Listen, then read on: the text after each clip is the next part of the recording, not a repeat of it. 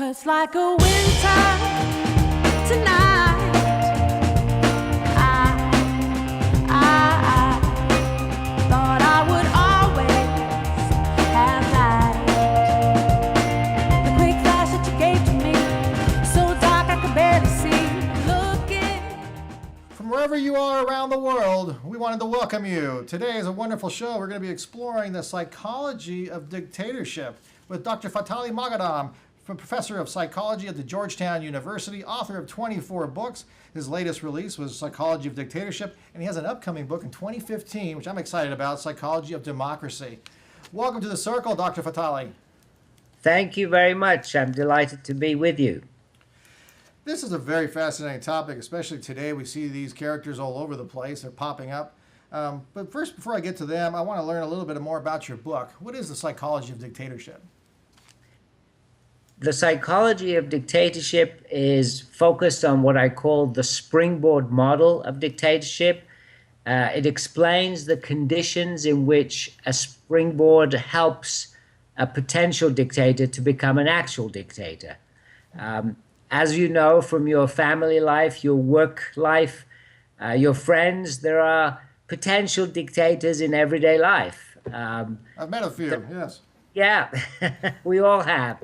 But in most situations, these potential dictators never manage to become dictators.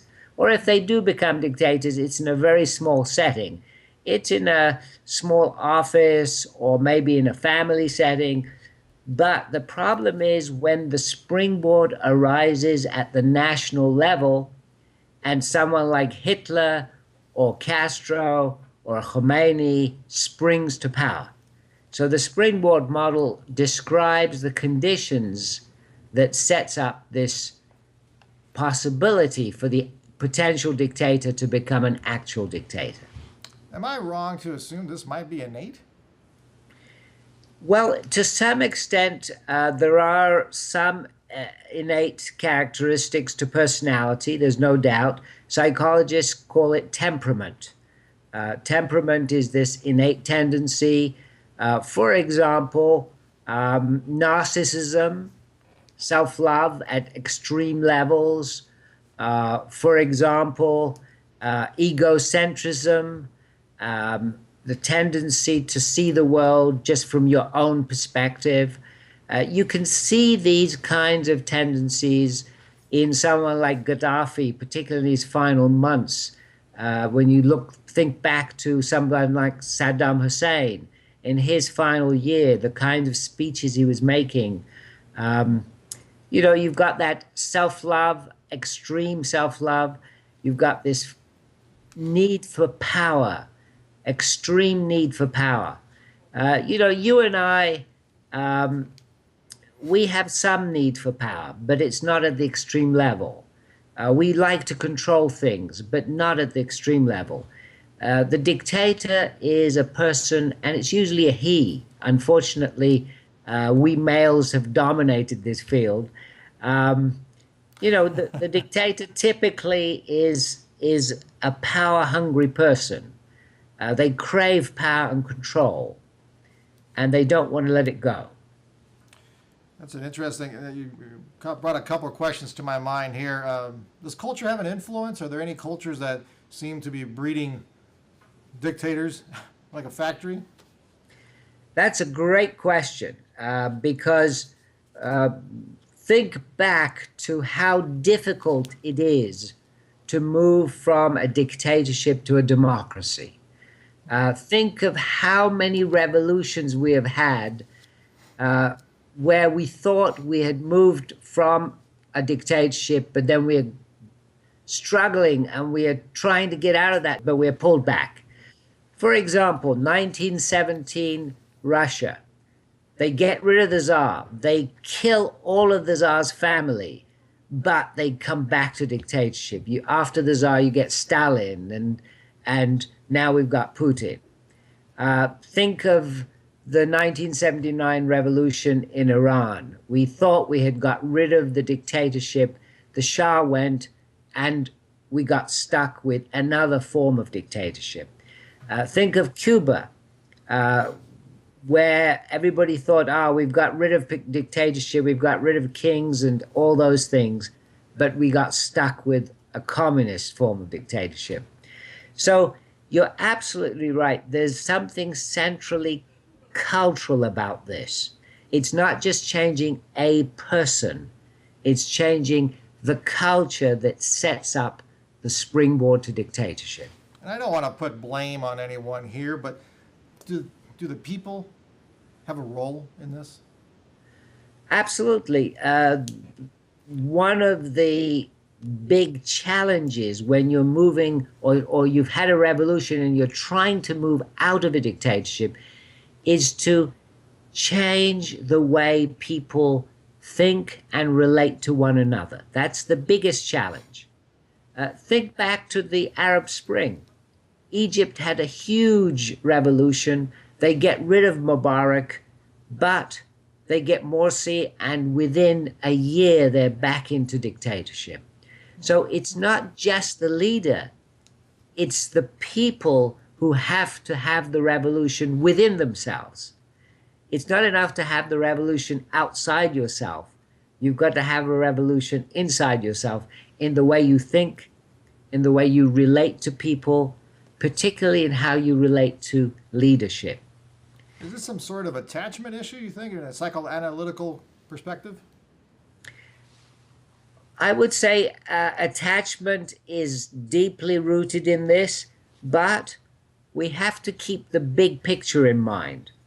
It would be a big mistake to come down to the individual and say, oh, the reason for dictatorship is within us. No, it's the big picture. It's the large culture. And I think that's what you started with. It's the bigger culture. This kind of alludes to your conditions to a dictator. Is that what you're referring to? Exactly, exactly. The springboard model discusses the cultural conditions that lead to dictatorship and that perpetuate dictatorship. That's why it's so difficult when you have an Egypt where they've had a revolution, thousands have sacrificed, thousands have died, and they think, oh, we must get to democracy now. And they don't. And the reason they don't is because they haven't had that bigger revolution, which is the revolution in the values of society, the norms of society, the rules that regulate how the followers relate to leaders. So that's a big step. In a way, I was of the opinion that we could move very quickly from dictatorship to democracy. I changed my mind. As a student, I was studying in England, and when the revolution happened in Iran, I went rushing back, and I was excited. I took part in all the activities after the revolution. Then I realized, in a sense, we had created another dictatorship. We, the people, had created Khomeini the dictator. It wasn't just him. It took two to tango on this one. Absolutely, absolutely. Is there a dominant condition that's present? For instance, a poor economic environment, maybe an abusive dictator before, like you were saying, and they all of a sudden, like in Cuba, as you mentioned earlier, Bautista, he abused the system, obviously. And yes. People were trying to replace this one bad father, you can say, and put him with another one, and yeah. We've got the same thing again here. So what's more dominating? Is there a condition that dominates over one another? Well, we have to keep in mind both the big picture, the macroeconomic conditions and the culture, and the conditions inside each of us. So it's both levels. Okay. You can't just try to change one. I'm trying to use reductionism here, Professor. Right, no, we can't be reductionist, because if we are reductionist and we miss the big cultural picture that you started with, that big cultural picture has to be in the scene. If we miss that, we come back to moving from Stalin to Putin. We don't get the big break. The other thing to keep in mind is that historically, all societies began as dictatorships. Every society that we have started as a dictatorship. Some societies have moved quite away from dictatorship. They've made progress towards democracy or full democracy. Other societies have not made that progress. Now, the one thing I stress in my book, The Psychology of Dictatorship, is that we must not assume that progress is inevitable. Excuse me. You know, we mustn't assume that we will inevitably get to a world where everybody is democratic and all societies are democratic. We could go backwards. The rising power in the world is China, a dictatorship. Russia is a resurgent power with militarily very strong, and it's a dictatorship. We mustn't assume that democracy has won out. This would be the wrong thing to do. It's a very good, valid point. Last question here in the last minute or two we have. Is there a distinction between a dictator and a theocratic dictator like Khomeini? Well, there is. On the one hand, dictatorships differ in how they justify their rule.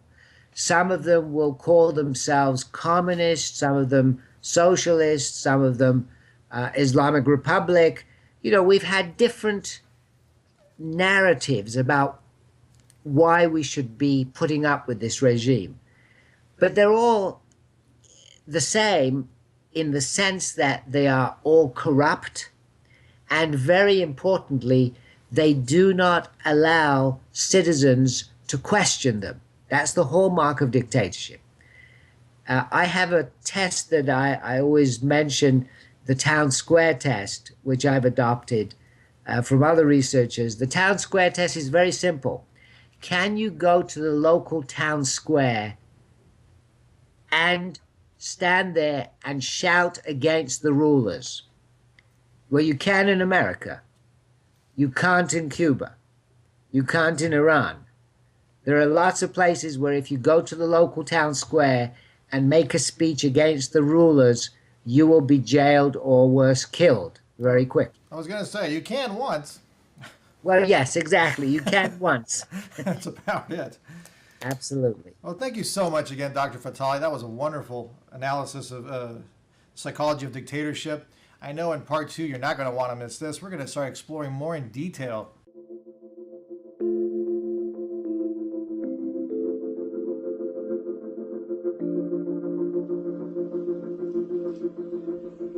Hi, welcome to Adelante. This is Adelante Recovery, and my name is Yvette Kuglin, and I'm part of the staff. Adelante Recovery Center has helped people in dual diagnosis for 5 years. We accept most PPO insurances and provide luxury accommodations and 24-hour support. To speak with an admissions counselor, call 1-888-242-4450. A lot of time we don't even know what's wrong with us, and sometimes we need to get away to figure that out. So if you want to go for a little retreat out in Corona del Mar, which is a confidential location, we're here to help. So we're only a phone call away. Thank you. We're going to get more into the nitty-gritty. We're going to get down into the grassroots here, what makes up these guys. Now, I know in your book, I think, if I'm correct, you have 3 groups of dictators. If we look at the world we have today, we can see one group of dictators who are well established, they've been in power for some time, or their families have. For example, in North Korea, we have the 3rd generation dictator now, using communism as an excuse. We have, for example, in Iran, we have Khamenei, who took over from Khomeini, and he's been in power for quite a long time. So these are established dictators.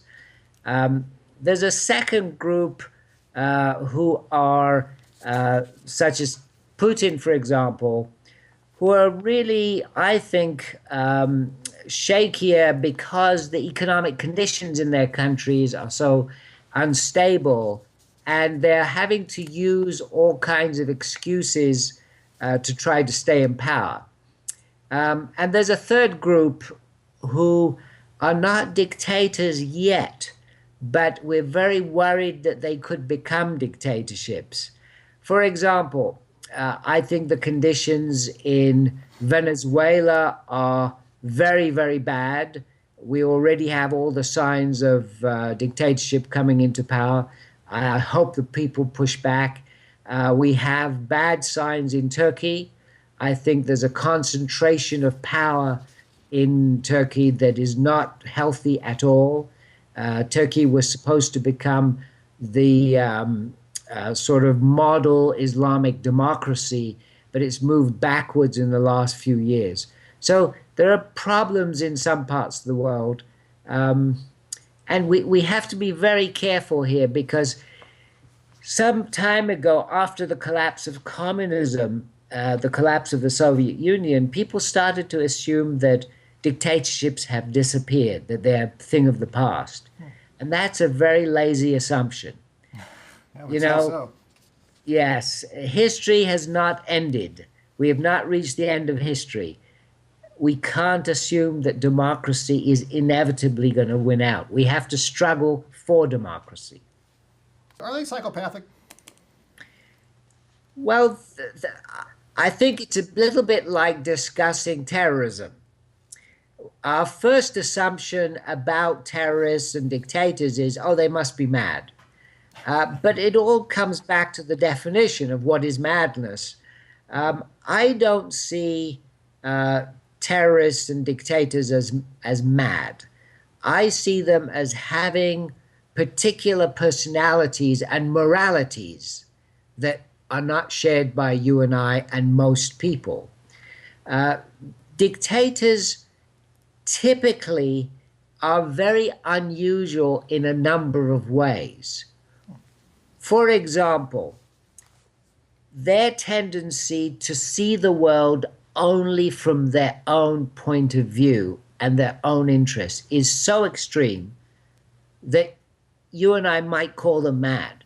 For example, think of Hitler in his last 2 or 3 months when the Allied forces were homing in on Berlin and taking over, and Hitler was giving medals to 12-year-old boys and 85-year-old men to go and defend the fatherland. I mean, that to me could be a form of insanity, because this guy was really divorced from reality. And think about what terrible things happened to those old men and young boys trying to defend Berlin. So that it is a form of insanity. Hitler actually, he had I think I read the book from, was it William Stenger? Somebody did a psychoanalysis on Hitler, and Yes. he had a pretty interesting upbringing. Yes, yes. I mean, he certainly had a very unusual personality, but, you know, I wouldn't say he was insane in the pathological way. I would say he was extreme in some personality characteristics. That brings me to another question. Is there a resonating theme in their upbringing with these individuals? I think psychoanalysts would argue there is a resonating theme, but my argument would be that we have to be careful about focusing too much on the personalities of dictators. Because if we do that, we start to explain dictatorships by just focusing on individual personality. Now, we know that something like the dictatorship in Russia or China right now or Cuba, these are not just dependent on individual persons. These are dependent on large groups of people who surround the dictator. It's not just the dictator, it's the interest groups who benefit from dictatorship. So even if Putin wanted to step down, there are lots of people around Putin who would try to push him back in, because they would say, look, you know, you can't step down now.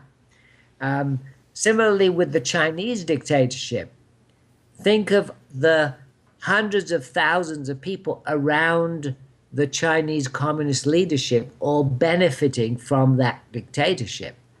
It's a corrupt system. They're benefiting from it. They don't want it to collapse.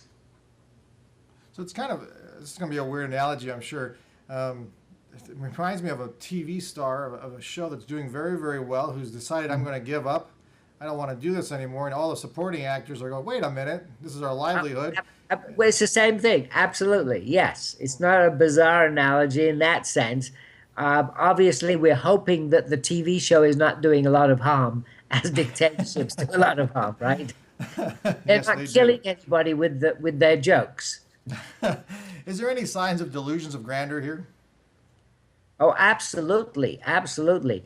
One of the things that happens with dictators is that they become divorced from reality, and they begin to have exactly what you said, illusions of grandeur and illusions of control.